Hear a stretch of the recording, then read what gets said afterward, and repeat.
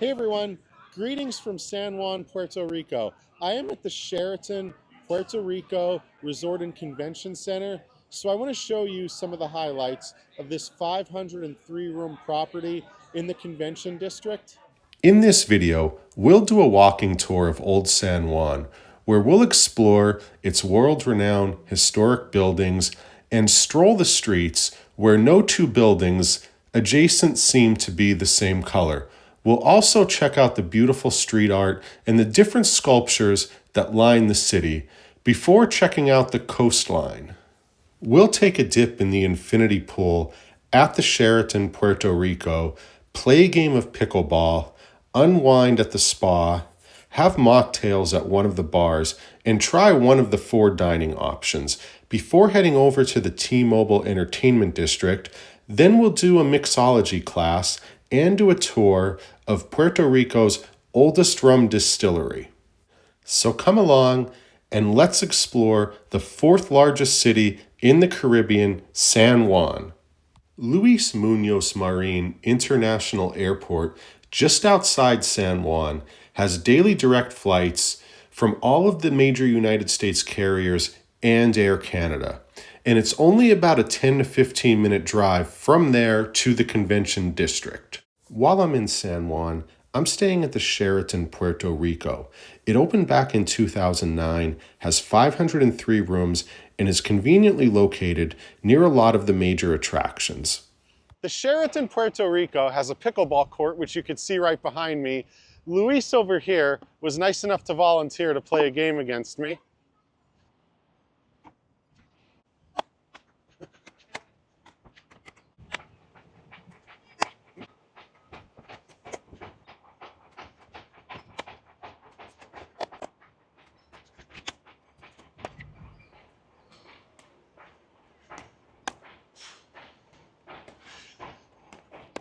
The infinity pool faces the T-Mobile Entertainment District, but I prefer the hot tub. That's the same no matter which hotel I'm staying in. This one faces the convention center, which is also where the sun sets, so I highly recommend at least coming into the hot tub once around the time of sunset. This is the casino part of the Sheraton, Puerto Rico Resort and Casino. There are 4 full-service restaurants and also 4 bars and lounges. The property. Welcome to Mutuo. We're going to be delighting you with special dishes that we selected. Mutuo is the hotel's main restaurant. This is where you come for dinner, and it's a Nikkei, which is a Japanese Peruvian fusion. They got a couple nice mocktails on the menu. I'm having the Buller Train, and the menu is an interesting mix. It's pretty upscale here. So I'm starting off with a octopus barbacoa, which has Parmigiano Reggiano cheese on it. Now the Buller Train has a little bit of bite to it from the ginger beer. I'm most anxious to try the octopus though. The octopus is very thinly sliced. The Parmigiano Reggiano cheese is definitely prominent. It also has a smoky finish to it.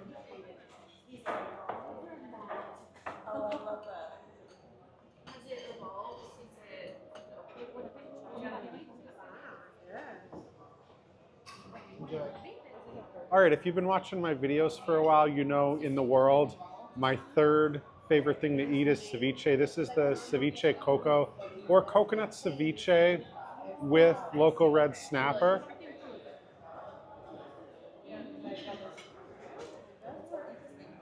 The coconut is a little subtle on this one.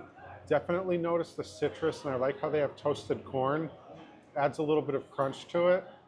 Now I'm trying a couple rolls. So this is the cevichado. I guess this is supposed to be maybe like a ceviche in a roll. And then this is the Mutuo roll, named after the restaurant. I'm gonna try that one first. The Mutuo is a little bit sweet from the eel sauce, so the cevichado is the one I'm probably more interested in trying. Check this out. Not sure how well you can see it, There's toasted corn on the top of this one. That one is a little bit spicy, and since I prefer sweet to spicy, I'm gonna have to say the Mutuo is my favorite of the two. There's a small grab-and-go cafe right near the check-in counter. If you're looking for breakfast, Choices opens at 6:30 every morning. There's a buffet until 11 o'clock. There's also a menu which you should try the lemon pancakes and meringue off of.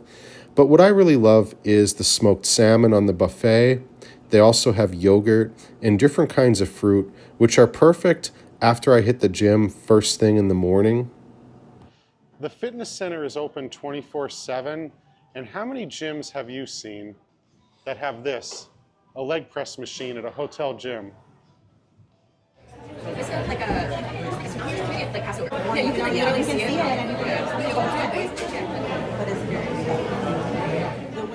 There's a free shuttle bus which goes from hotels in the convention district to Escambron Beach to Old San Juan. It runs every half hour, and it's a very convenient way to get to different parts of town. And now I'm at the Museo de San Juan, which is an ideal place to start your visit if you want to learn some local history and check out some local art.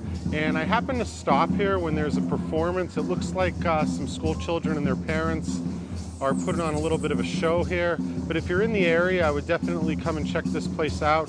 And it's right across from the waterfront. So the Calle Norzagare runs along the historic section of San Juan. On the right side, you have the waterfront, and you also have a neighborhood called Perla.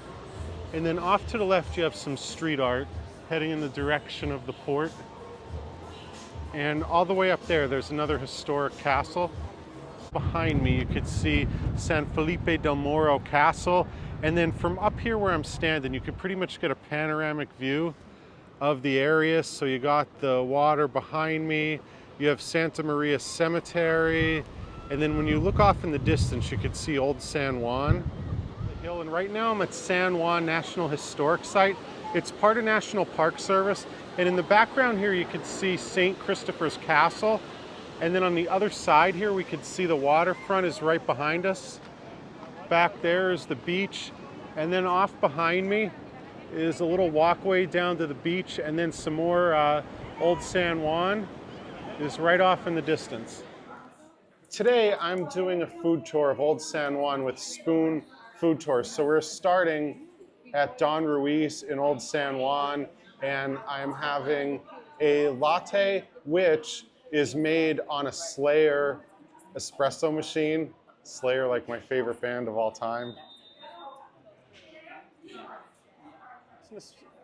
So this espresso machine does not have a pentagram on it. It's white instead of black and red.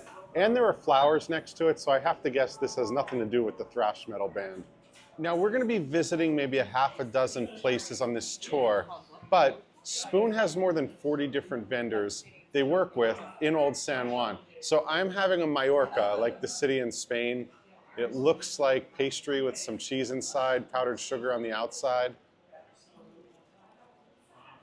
Definitely a comfort food, and it would not be as good if it was not served warm. Why did they build a 3-mile wall apart from the forts? That tells you guys how important was this island, this city for the Spaniards. You know now that is called America, honoring Americo Vespucci, who made that discovery in 1502. So guys, the Spaniards used that 3-mile wall. We were completely a fortified city. They used that wall for around 100 years, the whole wall. Now we're closer to the cruise terminal at Dia Verdura, and I'm trying a pastel de pollo. So this is banana leaf, I believe. And this is very similar, I believe, to a Mexican tamale. So this version is made with green plantain and root vegetables, and there's some shredded chicken on the inside. Kind of reminds me of custard. I haven't eaten enough tamales to do a fair comparison, but I like this one. It's a small portion, which is nice. Now I'm at Juanes, I'm having B fungo. So this is a take on Puerto Rico's national dish. B, I think, refers to the fact that there are 2 different pounded plantains. So green and yellow, which is not the normal way this is done, and there's chicken on top, which is Spanish word pollo. Now I was expecting that to be a little spicy, but it was actually sweet, which I think is from the yellow plantains. So plantains are not native to Puerto Rico.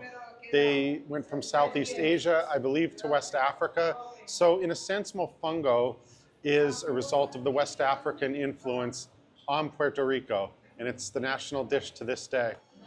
I'm in Bayamon, which is next to San Juan.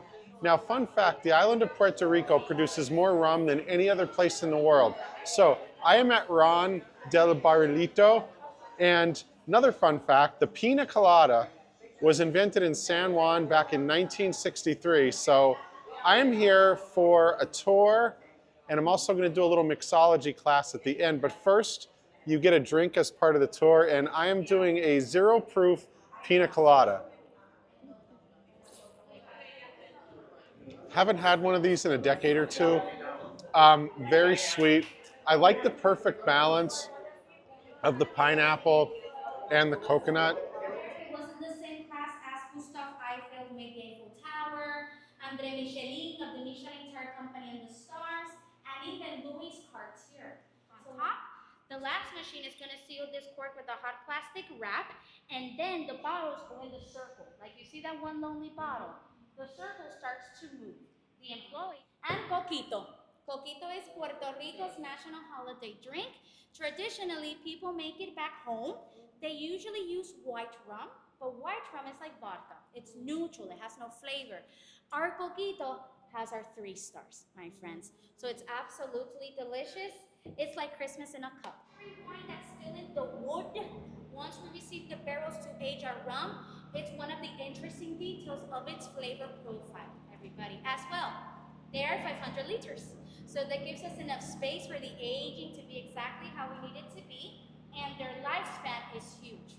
They can last us up to 40 and 50 years. So we can reuse them frequently, my friends.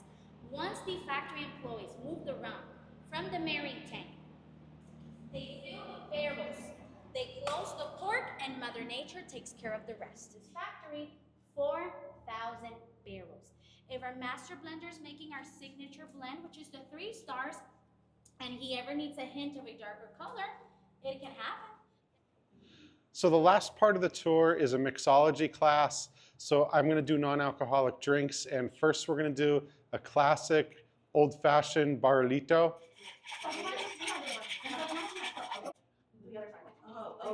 Yes, my friend.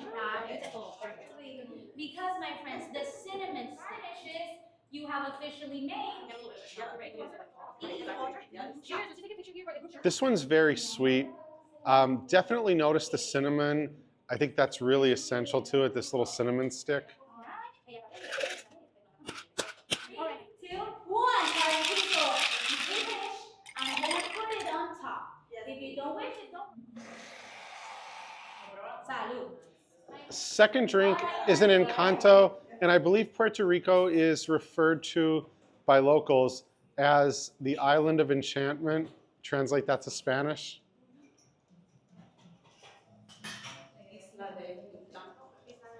Now I'm doing the pina colada. We probably saved the best for last. Coconut cream, 2 ounces. Sí.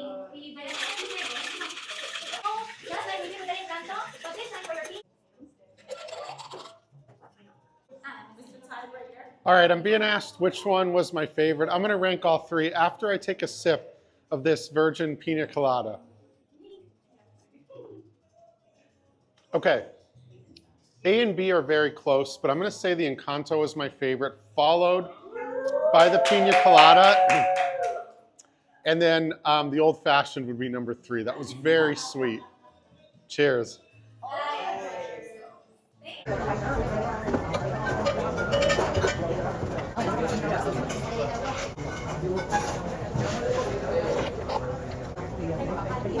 Oh, gran tiene.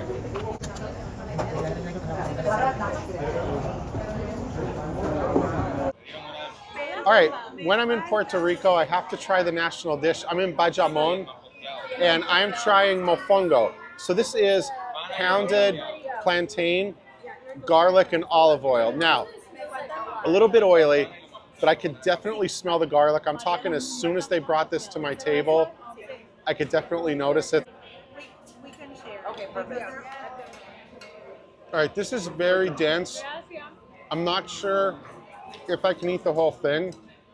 Not too oily. I definitely taste the garlic. This is another fried item that I've never had before. This is fried breadfruit. I like this one. It's nice and crispy. The Sheraton Puerto Rico has a spa, so I'm here to get the deep tissue massage. There's tea, fruit, and water in the lounge area. One thing I really like about the spa here is that my treatment includes access to the sauna and the steam room. All right, my 50-minute deep tissue massage is over. I fell asleep around the 45-minute mark, which is always a good sign. And I'm gonna have myself some tea and get ready for an evening out in San Juan. Tonight I'm heading to the T-Mobile Entertainment District to check out La Centrale by well-known chef Mario Pagan. I'm going to try a guava mocktail at this steakhouse, which is conveniently located just 300 meters from the Sheraton, Puerto Rico. I'm having dinner at Barullo, Spanish Tavern in the T-Mobile Entertainment District. So I'm trying the gambas. So that's Spanish for shrimp. These are huge. They almost remind me of the river prawns that you get in Thailand.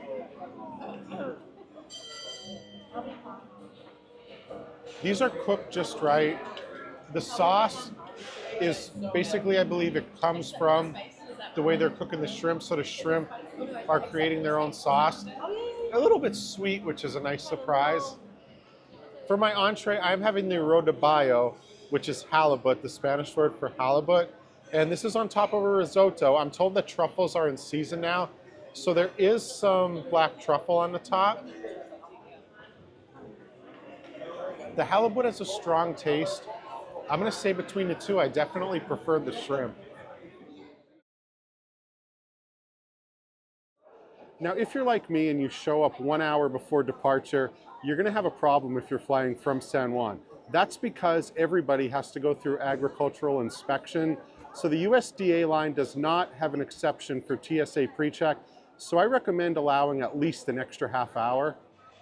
Thank you very much for watching. If you like this video, please subscribe. I got more trips coming up soon. I'm going to be heading to a food festival in Charlotte, North Carolina. Then I also have my first trip ever planned to Providenciales in Turks and Caicos. So I hope you get to come to San Juan, stay at the Sheraton, spend some time at the pool, try the restaurant. You're also not far at all from Old San Juan. You're less than 15 minutes from the airport. So I look forward to sharing more videos with you soon. Thank you.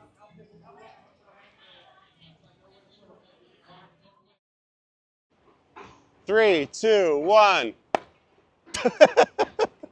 Wind took it. Oh, 4.